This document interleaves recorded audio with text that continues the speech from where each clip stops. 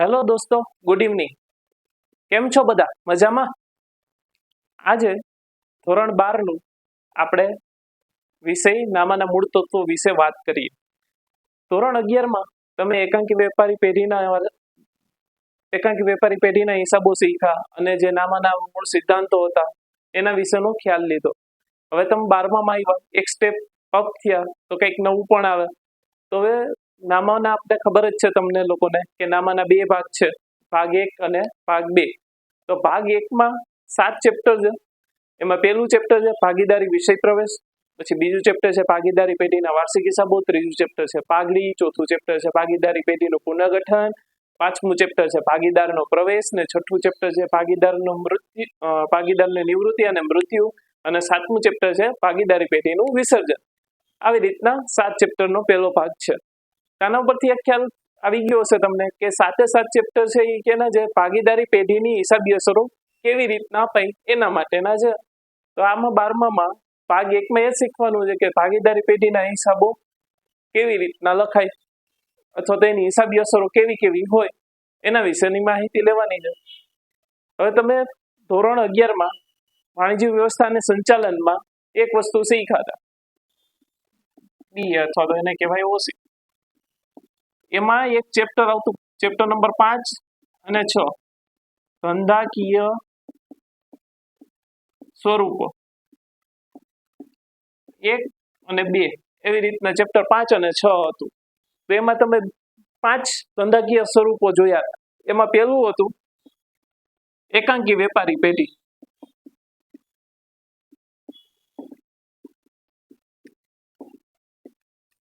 એકાંકી વેપારી પેઢી એટલે શું? તમને ખ્યાલ જ છે કે ભાઈ ધંધાનો માલિક પોતે જ ધંધાનું સંચાલન કરતો હોય અને જે નફો હોય પોતે જ વેચતો હોય, તેને કેવું કહેવાય? એકાંકી વેપારી પેઢીનું સ્વરૂપ કહેવાય. એનું બીજું નામ શું છે? તો કે વૈયક્તિક માલિક એની પેઢી, અને ઇંગ્લિશમાં કેવું હોય તો આપણે શું કહી શકાય? પ્રોપ્રાઇટરશિપ અથવા તો સોલ પ્રોપ્રાઇટરશિપ. હવે બીજું સ્વરૂપ તમે એક જોયું હતું ભાગીદારી પેઢી.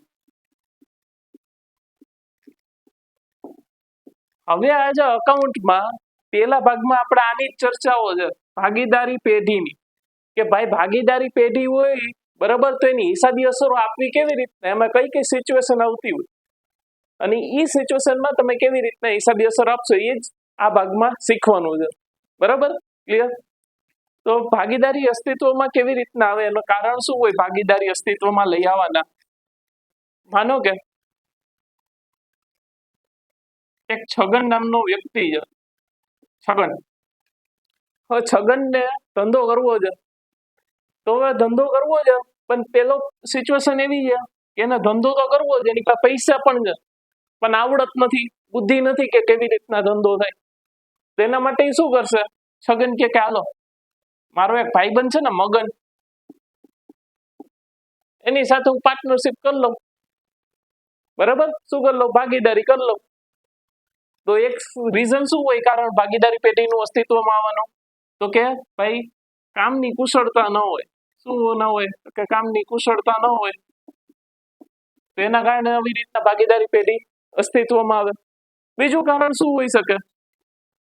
તો કે કામની કુશળતા પણ છે, આવડત પણ છે. મગન પાસે આવડત છે પણ પૈસા નથી. આ મગન પાસે શું નથી? તો કે પૈસા નથી. તો મગન શું કહેશે કે ભાઈ મારી પાસે આવડત છે પણ પૈસા નથી, હું શું કરું? છગન પાસે પૈસા છે તો આપણે બે કરી લઈએ ભાગીદારી. તો પૈસા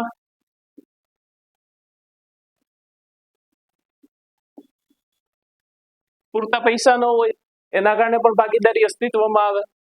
તો અનેક કારણોસર ભાગીદારી પેઢી અસ્તિત્વમાં આવતી હોય. ઘણી વાર શું હોય? પૂરતો સમય ના હોય, પૂરતા પૈસા ન હોય, પૂરતી કુશળતા ન હોય, જે ધંધો કરવો છે એ ધંધાનું પૂરતું જ્ઞાન ન હોય. તો એના કારણે ભાગીદારી પેઢી અસ્તિત્વમાં આવતી હોય, એકબીજાના સહારા. બરાબર? અહીં સુધી ક્લિયર થયું? હવે જે ભાગીદારી પેઢી છે ને, જે ભાગીદારી પેઢી,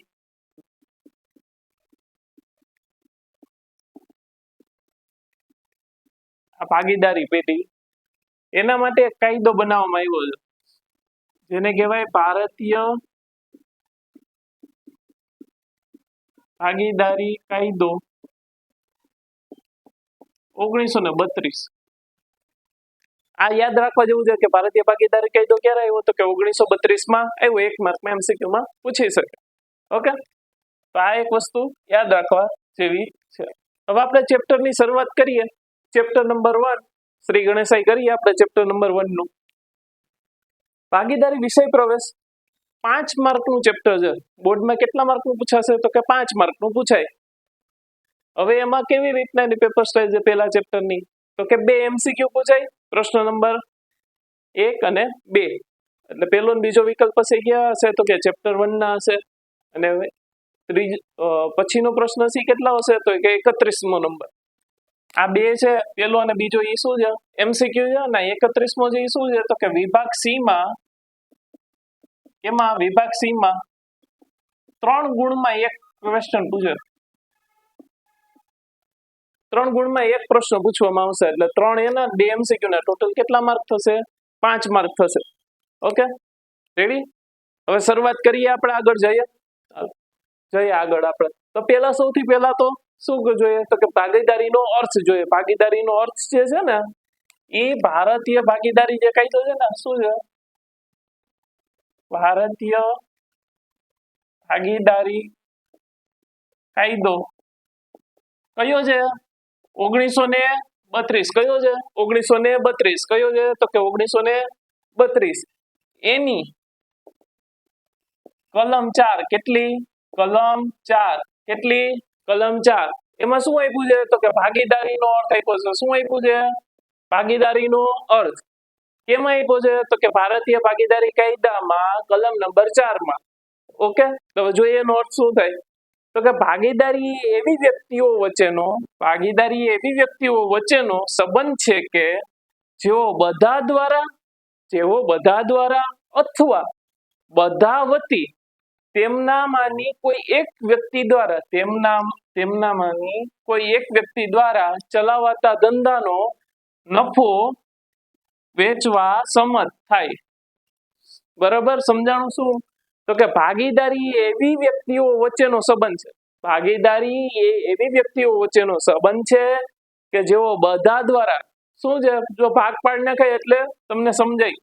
યાદ રાખવું કેમ રાખે તો કે ભાગીદારી એવી વ્યક્તિઓ વચ્ચેનો સંબંધ છે કે જેઓ બધા દ્વારા અથવા તેમના વતી તેમનામાંની કોઈ એક વ્યક્તિ દ્વારા ચલાવાતા ધંધાનો નફો વેચવામાં આવે. બરાબર.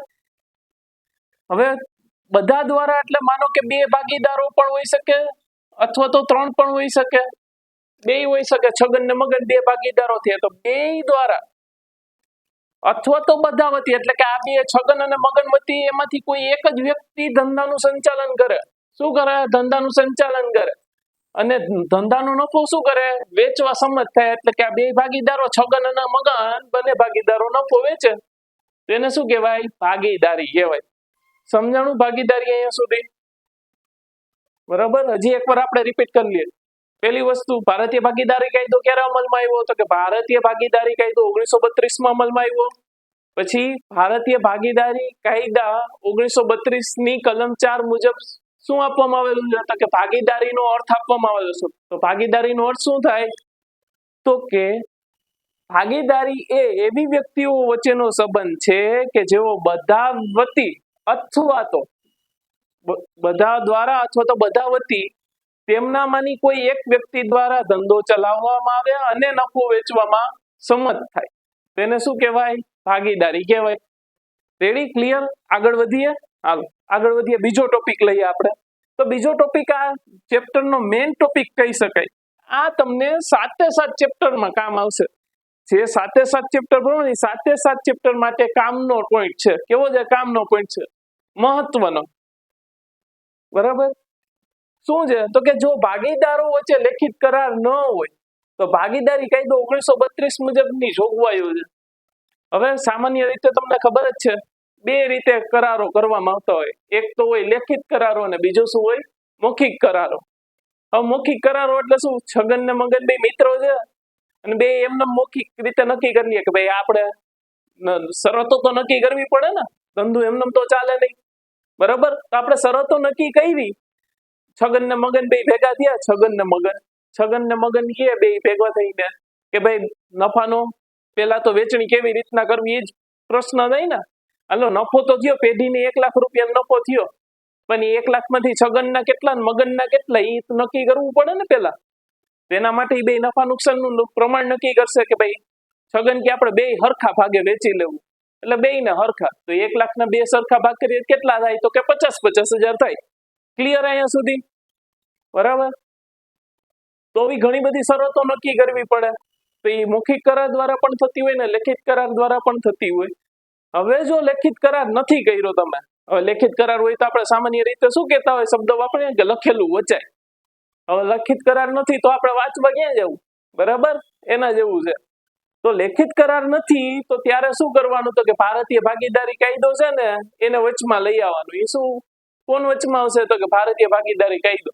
અને એવું કે છે ભારતીય ભાગીદારી જે કાયદો છે ને 1932 નો, કેનો છે 1932 નો, એ શું કહે, તો કે ભારતીય ભાગીદારી કાયદો 1932 એવું કે જો ભાઈ તમે લેખિત કરાર નથી કર્યો, શું નથી કર્યું, લેખિત કરાર, તો હું કહું ને એમ કરવાનું. શું કરવાનું? હું કહું એમ કરવાનું. તમે કેમ ચાલશે નહીં, હું કહું એમ થશે. સમજાણું અહીંયા સુધી? હવે આની જોગવાઈઓ જોઈએ કે ભાઈ લેખિત કરાર ન હોય ને ત્યારે શું શું થાય. બરોબર, સમજીએ. તો પહેલી વસ્તુ કે દરેક ભાગીદારે મૂડી આપતી સમજૂતીથી નક્કી થાય. હવે આપતી સમજૂતી એટલે શું, તો કે પરસ્પર સમજૂતી. હવે છગન ને મગન બે ભેગા થયા, બરોબર. હવે છગન એમ કે હું 1 લાખ રૂપિયા મૂડી લઈ આવીશ, તો મગન એમ કહેશે કે ભાઈ મારી પાસે તો 50,000 જ છે, હું 50,000 લઈ આવીશ, તું કે એમ કરીએ. તો બેયને જો સંમતિ હોય તો કઈ વાંધો નથી. પણ બાકી કાયદો શું કે ભાઈ એમાં મૂડી સ્વૈચ્છિક રીતે લઈ આવી શકે, એમાં કોઈ બંધન છે નહીં. કાયદો એમ નથી કે આટલી લઈ આવી જ પડશે. સમજાણું? કાયદામાં એવી કઈ જોગવાઈ છે નહીં. કાયદો શું કહે છે કે ભાઈ તમે આપતી સમજૂતીથી નક્કી કરો તમારે મૂડી કેટલી લઈ આવી. કઈ ફરજિયાત મૂડી લઈ આવી એવું જરૂરી છે નહીં. માનો કે હવે છગન ને મગન બે ભેગા તો થઈ ગયા, બરાબર, હજી એને ત્રીજા માણસની જરૂર પડી, હવે એની પાસે મૂડીની જરૂર નથી, પણ એને શું જરૂર છે, તો કે આ જે ધંધો ચલાવે છે એ ધંધાનું પૂરતું નોલેજ હોય એવા વ્યક્તિની જરૂર છે. તેને એક નવો નંગ ગોઈતો, બરાબર. છગન મગન ને ચમન ગોતી એવા, બરાબર, ચમન ને. હવે ચમન પાસે પૈસા છે જ નહીં. ચમન કે ભાઈ હું તમારો ધંધો ચલાવી દઈશ, મારી પાસે બધું જ્ઞાન છે, પણ મારી પાસે શું નથી, તો કે મૂડી નથી. તમે કયો તો હું ભાગીદાર બનું. તો જો છગન અને મગન ને જો કઈ પ્રશ્ન ન હોય તો એને ભાગીદાર બનાવી શકે. કાયદામાં આ અંગે કોઈ જોગવાઈ છે નથી, એટલે કે મૂડી લઈ આવી ફરજિયાત છે નહીં. ભાગીદારો આપતી પોતાની સમજૂતીથી લઈ આવી શકે છે. બીજી જોગવાઈ, નફા નુકસાનની વેચણીનું પ્રમાણ સરખે હિસ્સે થાય. શું થાય? સરખે હિસ્સે. કેવી રીતના? સરખે હિસ્સે. કેવી રીતના? સરખે હિસ્સે. આનો મતલબ એવો થાય છે, સિમ્પલી હજી કહેવા જાવ કે છગન અને બે મગન બે ભેગા થઈ ગયા, લેખિત કરાર નથી કર્યો, કાંઈ નથી કર્યું, બે આઈલા જતા વિચાર આવ્યો કે આપણે પેઢી બનાવી લઈએ. બે પેઢીની બરોબર શરૂઆત કરી દીધી, પેલું વર્ષ પૂરું થયું, બે વાર્ષિક હિસાબો બનાવ્યા. ત્યારે પ્રશ્ન આવ્યો કે ભાઈ નફો કેમાં વેચવો, નફાના ભાગ કેમ પાડવા. આપણે બે તો કઈ નક્કી નથી કર્યું, બરાબર, આપણે કરાર જ નથી કર્યો, લેખિત કે મૌખિક કે કઈ કરાર જ નથી કર્યો. સમજાણું? તો એવા સંજોગોમાં ભારતીય ભાગીદારી કાયદો આવશે. શું આવશે? કૂદકા મારતો કોણ આવશે? ભારતીય ભાગીદારી કાયદો. અને ઈ શું કે જો ભાઈ તમે લેખિત કરાર નથી કર્યો, જો શું નથી કર્યું? લેખિત કરાર, તો નફાની નુકસાનની વેચણીનું પ્રમાણ કેવું હોવું જોઈએ? સરખું. કેવું હોવું જોઈએ? સરખું. કેવું હોવું જોઈએ? સરખું. સરખું એટલે કેવું? તો કે 1:1, અથવા તો એને શું કહેવાય? સરખા ભાગ પાડવા. બરાબર, મેં પેલા જ ઉદાહરણ આપ્યું એવી રીતના. માનો કે પેઢીનો નફો 1 લાખ રૂપિયા થયો. હવે એનું આપણે પ્રમાણ નક્કી નથી કર્યું. છગન અને મગન બે ધંધો કર્યો, ધંધો ચાલે છે, 1 લાખ રૂપિયામાંથી કમાણા બે. હવે બેયનો ભાગ પાડવો છે, કેમ પાડવું? બે નક્કી તો કર્યું નથી. તો ત્યારે શું કે ભારતીય ભાગીદારી કાયદો આવીને કહે છે કે ભાઈ સરખા ભાગ પાડવાના. કેવા પાડવાના? સરખા ભાગ. કેવા પાડવાના? સરખા ભાગ. સમજાણું? તો સરખા ભાગ એટલે 1 લાખના સરખા ભાગ પાડવો હોય આપણે બે, તો કેટલા પડે? 50,000. રેડી? સમજાણું? આ મહત્વનો પોઈન્ટ છે. દાખલામાં તમને ઘણીવાર કન્ફ્યુઝન કરવા માટે મૂડીનું પ્રમાણ આપે, નફા નુકસાનનું પ્રમાણ આપ્યું ન હોય, તો ત્યારે એવા સંજોગોમાં તમારે ખાસ ધ્યાન રાખવાનું. શું ધ્યાનમાં રાખવાનું? તો કે નફા નુકસાનની વેચણી માટે નફા નુકસાનનું પ્રમાણ હોવું જોઈએ. કેનું હોવું જોઈએ? નફા નુકસાન નું હોવું જોઈએ. સમજાણું? ઓકે, આગળ વધીએ. એના પછીનું છે કે મૂડી પર વ્યાજ આપી શકાય નહીં. સમજાણું? ભાગીદારો મૂડી ઉપર વ્યાજ માગે. કોની પાસે માગે? તો પેઢી પાસે માગે. છગન ને મગન બે કે ભાઈ પેઢીને કે લાવો ભાઈ વ્યાજ આપો અમારી મૂડી ઉપર.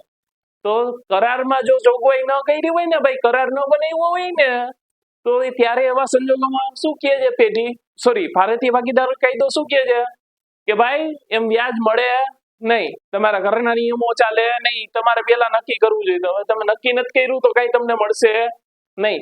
એટલે મૂડી પર વ્યાજ આપી શકાય નહીં. એવી જ રીતના ઉપાડ પર વ્યાજ વસૂલ લઈ શકે નહીં. ઉપાડ પર વ્યાજ પેઢી લઈ શકે નહીં. સમજાણું? પેઢી ભાગીદારો પેઢીમાંથી ઉપાડ કરે તો પેઢી ભાગીદારો પાસે એમ ના કહી શકે કે ભાઈ તે ઉપાડ કર્યો એનું ઉપાડ પરનું અમને વ્યાજ દે. સમજાણું? એવી રીતના પેઢી પણ કરી શકે નહીં. એના પછીનું પોઈન્ટ, ભાગીદારને, કોને?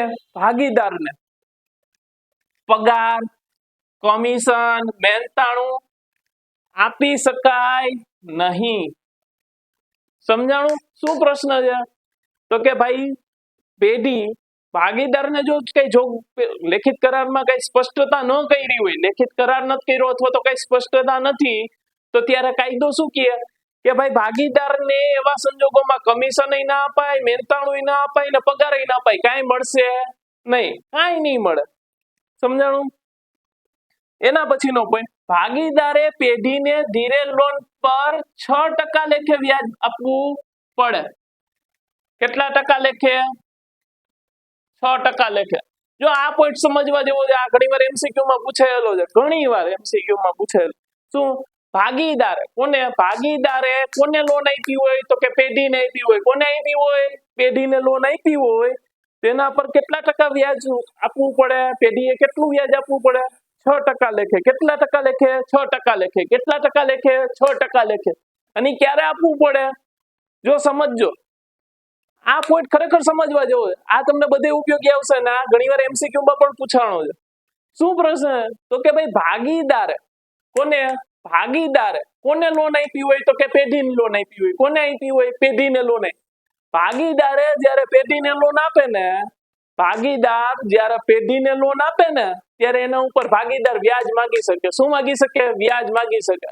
અને કેટલા ટકા વ્યાજ મળે ને? કેટલા ટકા વ્યાજ મળવા પાત્ર છે? 6%. કેટલા? 6%. હવે માનો કે આનાથી ઉલટી સિચ્યુએશન એટલે શું? તો કે પેઢી ભાગીદારને આપે. શું કરે? પેઢી કોને આપે? ભાગીદારને આપે. પેઢી ભાગીદારને લોન આપે ને, તો એના ઉપર પેઢી વ્યાજ વસૂલ કરી શકે નહીં. સમજો. જો શું પ્રશ્ન છે અત્યારે, બે વસ્તુ સમજો. પેલી સિચ્યુએશનમાં શું કીધું? ભાગીદાર પેઢીને લોન આપે. ભાગીદાર કોને આપે? પેઢીને લોન આપે. તો વ્યાજ વસૂલ કરી શકે ભાગીદાર. અને કેટલા ટકા લેખે? 6% લેખે. કેટલા ટકા લેખે? 6% લેખે. પરંતુ હવે એવું બને ને કે ભાઈ પેઢી પાસે પૈસા વધારે હોય, ભાગીદારને જોતા હોય તો ભાગીદારને આપે.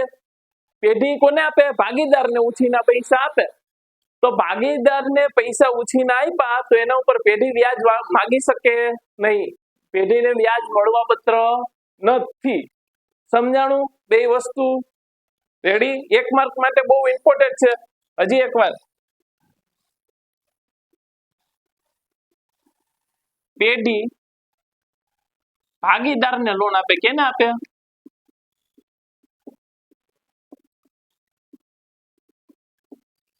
પેઢી ભાગીદારને લોન આપે ને તો વ્યાજ વસૂલ થઈ શકે.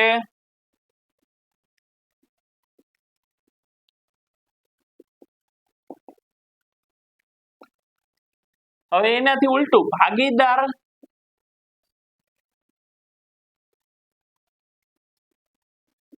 કોને લોન આપે? તો કે પેઢીને લોન આપે.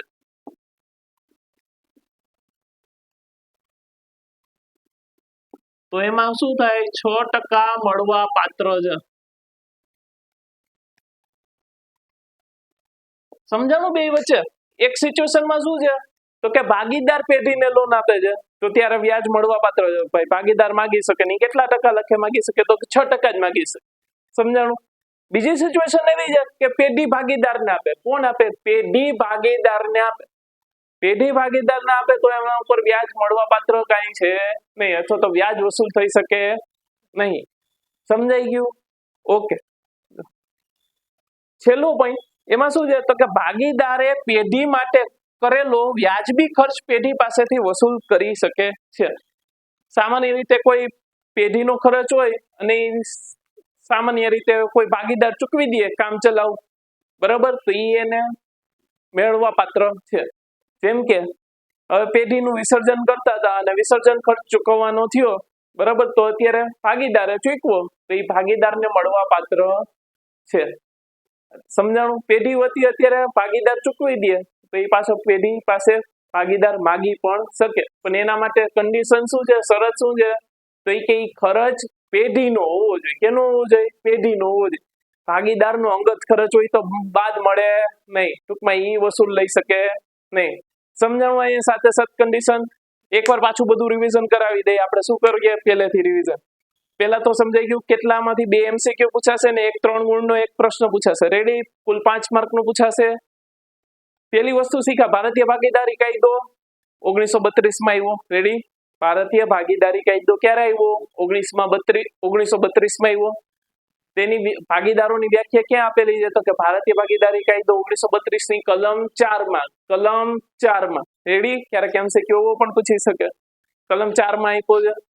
પછી બીજી વસ્તુ શીખા આપણે ભાગીદારીની અર્થ. ભાગીદારનો અર્થ શું થાય તો કે ભાગીદારી એવી વ્યક્તિઓ વચ્ચેનો સંબંધ છે કે જેઓ બધા દ્વારા અથવા તો બધા વતી તેમનામાંની કોઈ એક વ્યક્તિ દ્વારા ધંધો ચલાવવામાં આવે અને ધંધાનો નફો વેચવા સંમત થાય તો તેને શું કહેવાય? ભાગીદારી કહેવાય. રેડી? હવે એના પછી આગળ શું થાય તો કે ભાઈ લેખિત કરાર ન કર્યો હોય. શું ન કર્યું હોય? લેખિત કરાર ન કર્યું હોય તો ભારતીય ભાગીદારી કાયદો કે ને એવી રીતના ચાલવું પડે. ઘરના નિયમો ચાલે નહીં. સમજાણું? રેડી? તો એમાં કઈ કઈ છે તો કે પહેલી વસ્તુ છે કે મૂડી લાવવી ફરજિયાત નથી. એ ભાગીદારોની આપતી સમજૂતીથી લઈ આવી શકે છે. બીજી સૌથી મહત્વની વસ્તુ શું છે તો કે નફા નુકસાનની વેચણીનું પ્રમાણ કેવું રાખવાનું? સરખું રાખવાનું. કેવું રાખવાનું? સરખું રાખવાનું. સરખા ભાગ પાડવાના. ત્રીજી વસ્તુ, મૂડી પર વ્યાજ મળે નહીં. ઉપાડ પર વ્યાજ વસૂલ લઈ શકે નહીં. પછી ભાગીદારોને કમિશન, પગાર, મહેનતાણું વગેરે મળી શકે નહીં. પછી એના પછી પેઢીએ ધીરે લોન પર, પેઢીએ કોને લોન આપી હોય? ભાગીદારને લોન આપી હોય તો કેટલું વ્યાજ મળવા પાત્ર છે? કેટલું વ્યાજ છે? 6%. અને જો પેઢીએ ભાગીદારને લોન આપી હોય, કેને આપી હોય? જો ભાગીદારે પેઢીને લોન આપી હોય તો એના ઉપર 6% વ્યાજ વસૂલ કરી શકે. પણ પેઢી ભાગીદારને આપે. કોણ આપે? પેઢી ભાગીદારને આપે તો એના ઉપર વ્યાજ વસૂલ લઈ શકે નહીં. સમજાઈ ગયું? ભાગીદાર પેઢીને આપે તો 6% મળવા પાત્ર છે અને પેઢી ભાગીદારને આપે તો એના ઉપર વ્યાજ વસૂલ થઈ શકે નહીં. ઓકે? રેડી? અને બીજું કોઈ વ્યાજબી ખર્ચ કરેલો હોય તો એને મળવા પાત્ર છે. અને બીજું હજી એક મહત્વનો પોઈન્ટ રહી ગયો એક વસ્તુ કે એક વસ્તુ રહી ગઈ શબ્દ કે જે આપણું કરારનામું હોય ને, શું હોય? કરારનામું. આજે હું લેખિત કરાર કરું તો એને શું કહેવાય? કરારનામું કહેવાય. હવે એ કરારનામું છે ને, કરારનામું આ, બરાબર, એ ભાગીદારો અને પેઢી માટે શું છે એવું ક્વેશ્ચનમાં કહે તેને કહેવાય વહીવટી બંધારણ. એ શું છે? વહીવટી બંધારણ છે. એટલે પ્રશ્ન એવો પૂછાય કે ભાગીદારો માટે એ કરારનામું શું છે? તો એના માટે શબ્દ શું વપરાય? વહીવટી બંધારણ છે. શું છે? વહીવટી બંધારણ છે. ઓકે? અહીંયા સુધી રાખીએ. દાખલા આપણે કાલથી શરૂઆત કરશું. Okay? Thank you so much everyone. I hope enjoy everyone.